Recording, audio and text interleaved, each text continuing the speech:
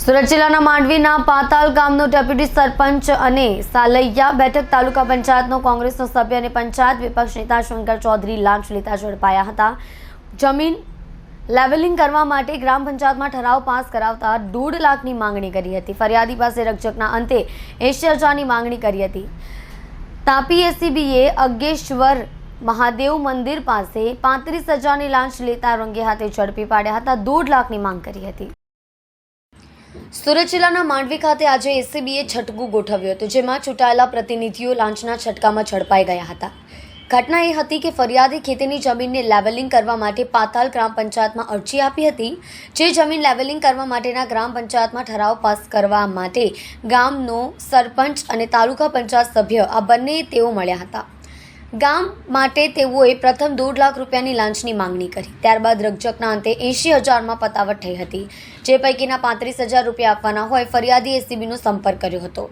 મહાદેવના મંદિરે ઝડપાયેલા રંગે હાથ આરોપીઓએ 35,000 રૂપિયા માંડવીના અગ્રેસર મહાદેવ મંદિર નજીક લેવડ દેવડ કરવા જતા બંને રંગે હાથે ઝડપાઈ ગયા હતા। લાંચ લેનાર 2 ઇસમો પૈકી એક પાતાલ ગામનો ડેપ્યુટી ભૂપેન્દ્ર તેમજ માંડવી તાલુકા પંચાયત સાલૈયા બેઠકના કોંગ્રેસના સભ્ય અને વિપક્ષના નેતા શંકર ચૌધરી પરને લાંચના છટકામાં ઝડપાઈ ગયા હતા। સમગ્ર કાર્યવાહી તાપી જિલ્લા એસીબીના મહિલા પીઆઈની ટીમ દ્વારા કરવામાં આવી હતી।